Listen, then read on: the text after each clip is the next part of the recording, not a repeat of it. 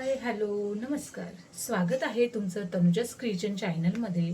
आज आपण घेऊन आलो आहेत आगळा वेगळा म्हणजेच विथ डेकोरेशनसह होममेड केक.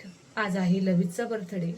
लवितच्या बर्थडेसाठी मी आज डिसाईड केलं आहे की बाहेरून न आणता, बेकरीचा न आणता होममेड केक मी बनवणार आहे. आणि तो होममेड केकच मी छान डेकोरेशन करून त्याला आवडेल असा केक बनवणार आहे.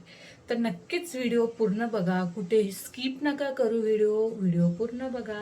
जर तुम्हाला व्हिडिओ आवडला असेलच तर एक लाईक, एक कमेंट आणि एक सबस्क्राईब नक्कीच करा. मेजरमेंटनुसार आपण 1 कप मैदा घेणार आहोत.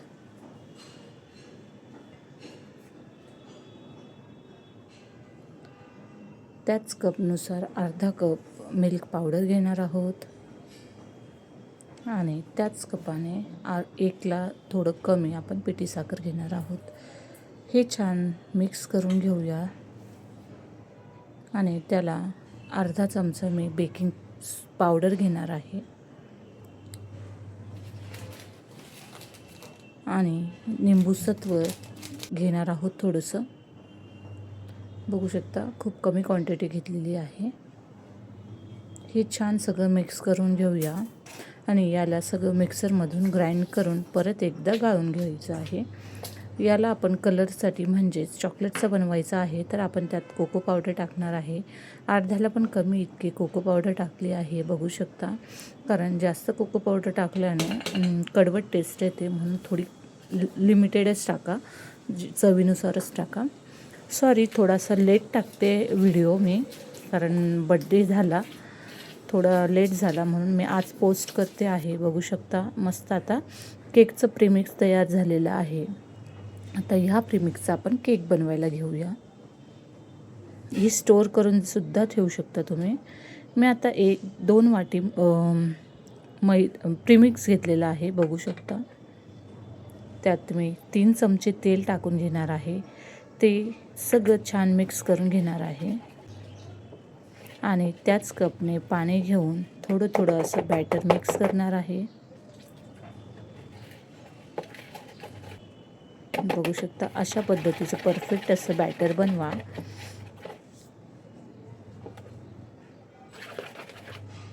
छान असं बॅटर रेडी झालेलं आहे. आता एका टिनला मी थोडंसं तूप लावून आणि थोडंसं मैदा भुरभुरून घेणार आहे.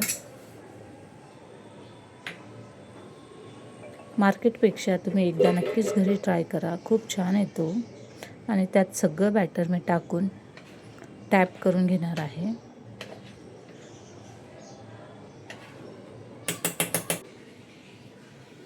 टॅप करून मी एअर फ्रायरमध्येच ठेवणार आहे बघू शकता.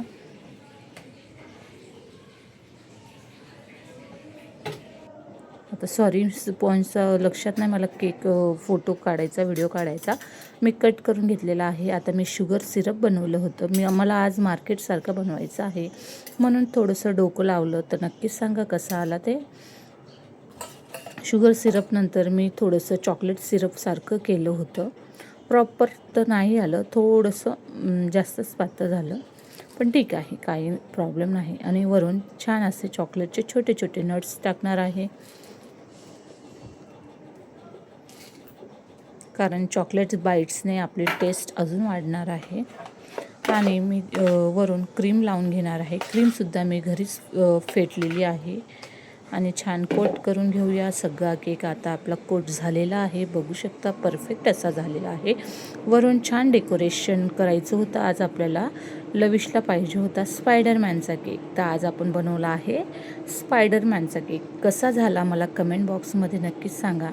जर व्हिडिओ आवडला असेल तर माझ्या चॅनलला लाईक, कमेंट, सबस्क्राईब नक्कीच करा. थँक्यू.